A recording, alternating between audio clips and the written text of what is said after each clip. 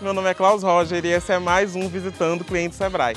Dessa vez eu tô aqui em Piranhas, essa cidade maravilhosa, para apresentar para vocês um restaurante incrível da culinária alagoana que vocês vão conhecer. É mais uma história de um empreendedor em mais um episódio do Visitando Cliente Sebrae. E aí, que tal embarcar nessa comigo?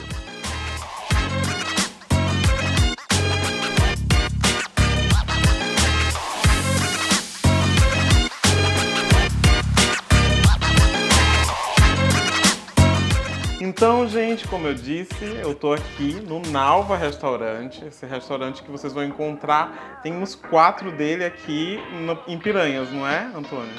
Na realidade hoje nós somos um grupo de restaurantes, né? Então a gente tem aqui o Nalva Cozinha Autoral, que é o nosso restaurante, a gente fala que é a mãe de todos, e tem o Nalva Café, tem o Café da Estação e a Cantina São Francisco, que são os 4 negócios hoje. O Nalva, gente, para vocês que estão assistindo, ele trabalha com culinária, com elementos e com ingredientes que são típicos aqui do sertão. Então, é muito interessante você vir experimentar isso. E eu tô tendo uma oportunidade única, que é a oportunidade de estar sentado no restaurante com o chefe, Antônio Mendes, o que é uma raridade, porque a gente sabe que chefe de cozinha, né, Antônio, fica geralmente nos bastidores, não vem muito pra frente das câmeras e conta a história. E eu vou querer saber um pouco mais da sua história, Antônio. Mas antes disso, eu já quero que você faça o seguinte: se você está assistindo esse vídeo, se você já conhece esse quadro, aproveita para se inscrever no canal, curtir, compartilhar, indicar para os amigos de vocês, porque como a gente já teve várias histórias aqui, a gente vai ter outras histórias e são lugares como esse, como o Nalva, muito interessantes para você conhecer, descobrir a história do lugar e vir experimentar também os pratos. E é agora, para começar, Antônio, eu quero saber de você.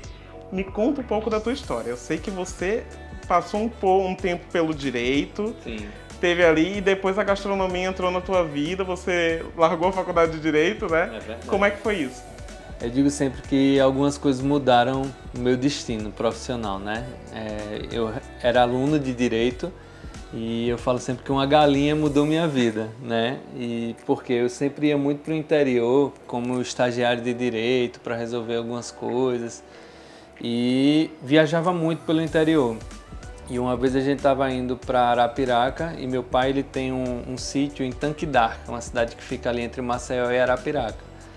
E aí no que a gente voltou, eu e mais 2 amigos, que a gente botou a mão no bolso, ninguém tinha dinheiro mais pra nada, né? E aí eu falei, não, vamos parar em Tanquidar que lá a gente come alguma coisa.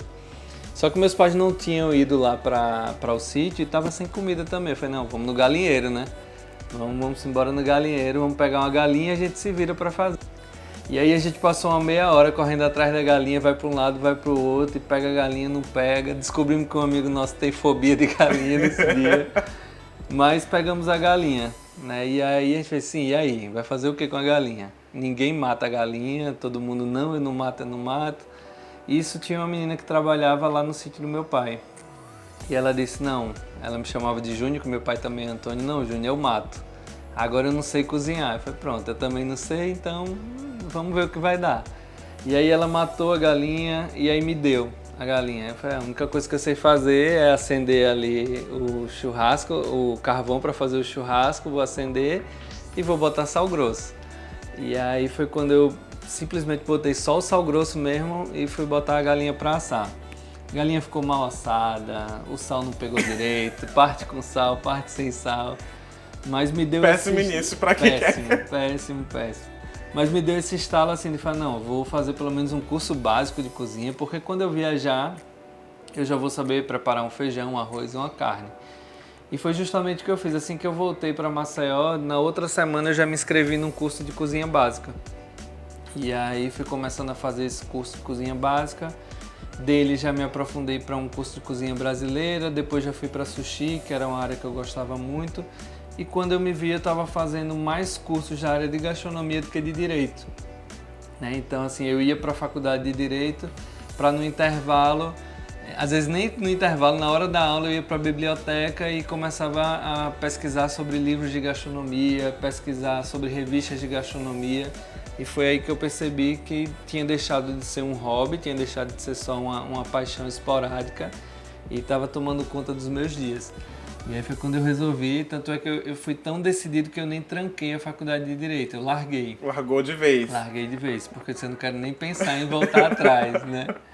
E no começo, assim, a família fica um pouco resistente, porque não tinha ninguém da área de gastronomia na minha família, todo mundo da área de direito. E as pessoas não pensam muito, né, que tipo assim, esse negócio de gastronomia, a pessoa vai virar um chefe, ninguém imagina, vai montar um restaurante. É verdade, verdade, ninguém tinha essa visão, assim, que poderia de fato ser uma profissão.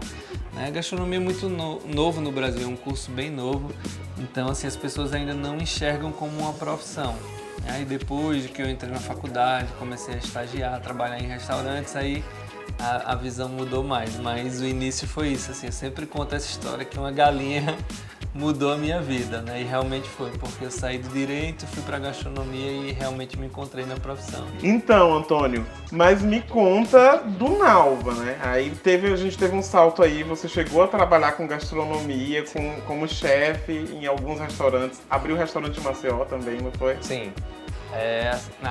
Depois que eu entrei de fato na gastronomia, assim, eu resolvi, tipo, me aventurar o máximo possível, né? Então, minha ideia era que eu conhecesse o máximo possível de restaurantes e locais para formar a minha identidade, né? No que eu acredito na gastronomia.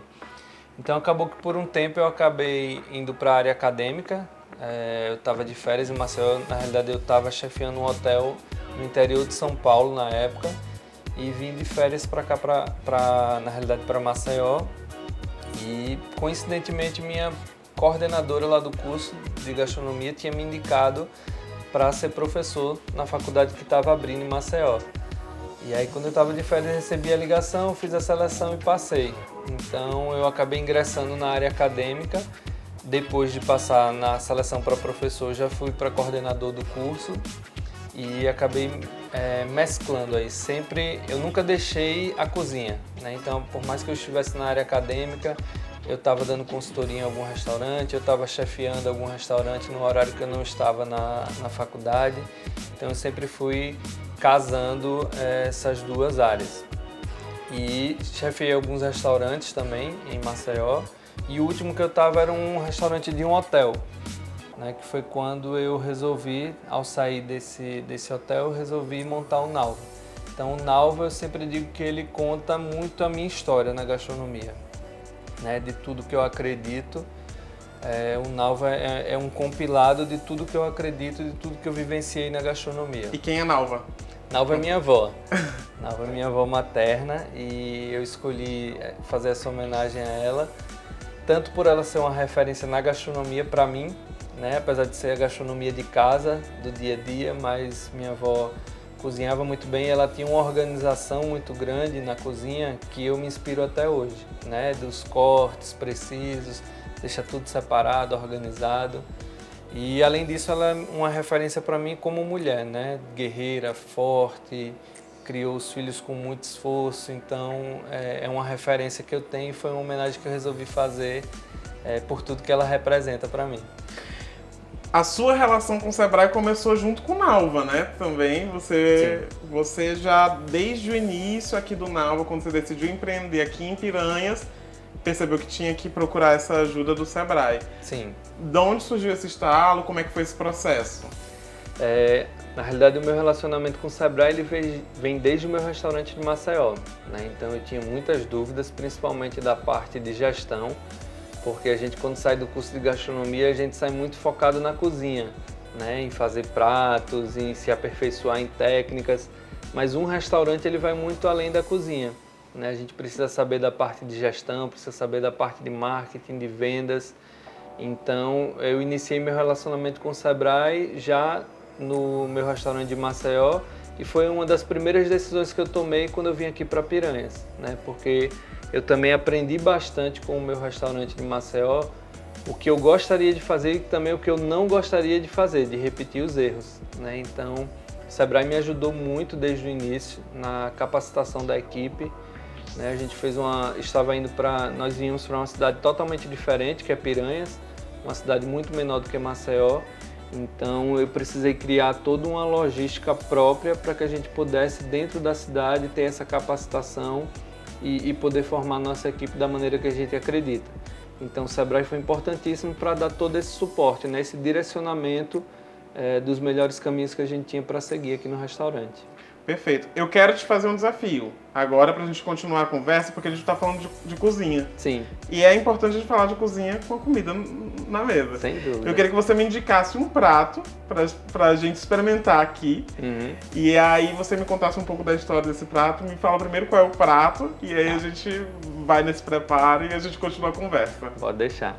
Esse prato que a gente vai provar hoje é o Beato Conselheiro, né? Aí já vem com a história aí da história de Canudos, né? A Guerra de Canudos. Então a gente usou essa referência do Beato Conselheiro, que é uma referência no Rio São Francisco como um todo. E é um arroz que a gente usa produtos do rio e do mar, né? Então assim, é aquela ideia que tinha de que o sertão vai virar mar. Então a gente usa o pitu, que é um camarão do rio, e a gente usa o polvo, que é um produto do mar. Então a gente faz essa junção, por isso o nome que é o arroz Beato Conselheiro. Ele é um arroz que a gente cozinha com açafrão, molho de tomate, e uma das coisas que a gente utiliza também é um caldo próprio que a gente faz do polvo e do pitu para esse arroz, e um pouquinho de leite de coco ou açafrão. E finaliza ele com uma macaxeirazinha palha que a gente faz aqui também, e lagostinhos grelhados. Esse é um prato que representa bastante aqui o nosso restaurante.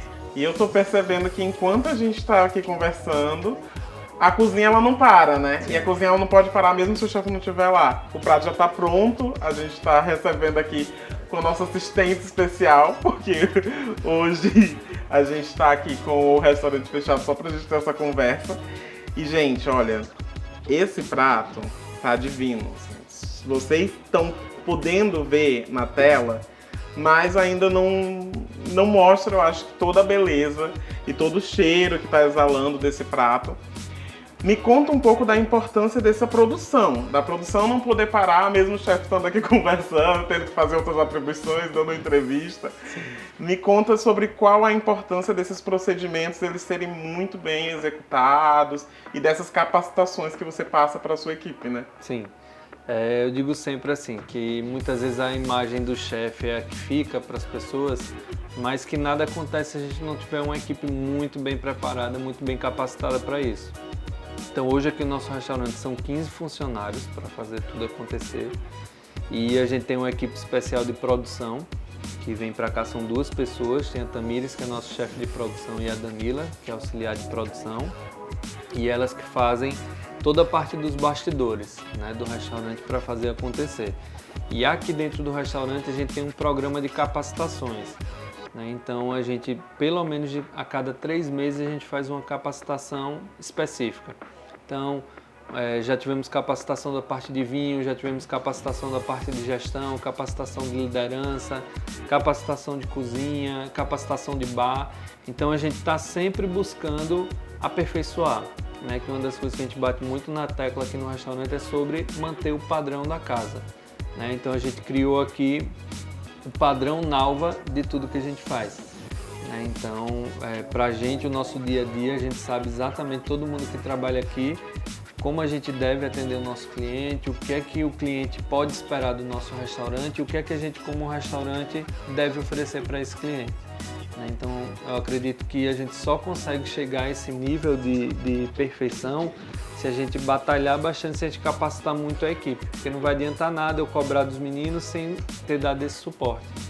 Então, aí que o Sebrae ajuda muito a gente nesse dia a dia, né, com uma cartela de cursos muito grande. Então, para cada situação que a gente precisa dentro do restaurante, a gente sabe que vai ter esse suporte para ajudar também. Então, isso pra gente faz toda a diferença. Antônio, é inspirador e para mim é uma honra, assim, provar a sua comida, ver esse prato que você criou tão gostoso, e essa culinária feita com tanto carinho e também atenção aos processos. E quero te agradecer por estar aqui com a gente. E eu queria que você, para finalizar, deixasse uma mensagem para quem quer empreender. Sim. Para quem tem essa vontade de empreender, pra galera que está assistindo a gente, se inspirou na tua história e diz, tipo assim, cara, eu também tenho um sonho desse e tal. Nunca achei que isso poderia ser uma possibilidade. Tô aqui no direito, mas não tô tão feliz. Qual a mensagem que você deixaria para essa galera? Uma das coisas que eu sempre falo, assim, que o objetivo principal de quem empreende não dá para você dar tiro no escuro, né? Tipo assim, eu tenho só um sonho, uma vontade e vou atrás. Não, primeiro a gente precisa se capacitar, né? Então, muitas vezes a gente vai atropelando os processos, vai querendo abrir o negócio antes de ter esse conhecimento. O meu conselho que eu daria até para mim mesmo, há alguns anos atrás, é capacitação, né? Estudar, conhecer o negócio. Não adianta você só saber cozinhar, você tem que conhecer sobre limpeza, você tem que conhecer sobre legislação sanitária, sobre gestão, sobre legislação trabalhista. Então, uma empresa ela demanda muito do empresário, do empreendedor. Então, a mensagem que eu posso deixar é de capacitação, né? Estudem, se capacitem e corram atrás do sonho, né? Que as coisas não são fáceis, não são mesmo, mas a gente quando tem essa dedicação e quando a gente tem essa vontade de empreender, de fazer dar certo, a gente vai conseguindo vencer essas batalhas aí do dia a dia. Vocês que estão em casa, se vocês se inspiraram, a mensagem foi dada, capacitação. E se você quer conhecer mais dessas capacitações, desses projetos que a gente tem no Sebrae, o Sebrae está disponível para vocês. Aqui embaixo, na descrição desse vídeo, vai ter vários links com curso, com o número da gente, que é o 0800 570 0800, o nosso hubsebrae.com.br também, onde você pode marcar uma consultoria gratuita para você começar a entender mais sobre o que você precisa, e lá os nossos consultores vão estar disponíveis, nossos especialistas vão estar disponíveis para poder fazer o direcionamento que você precisa para a sua empresa. Antônio, eu quero muito te agradecer. Muito obrigado por abrir as portas do seu restaurante, que é belíssimo. Obrigado. Quem esteve em casa pôde ver, mas estando aqui presencialmente, vivendo Piranhas também, que é uma cidade espetacular, é outra coisa. Então eu convido vocês para virem conhecer mais uma vez. E se vocês gostaram desse episódio, gostaram do Visitando Clientes, vocês, novamente, se inscrevam no canal, curtam, compartilhem, comentem, peçam indicações, digam o que vocês querem ver mais aqui também nesse quadro, porque a qualquer momento a gente volta. E, Antônio, muito obrigado. Eu que agradeço. Foi um prazer. Prazer todo E meu. a gente volta a qualquer momento, gente. Obrigado.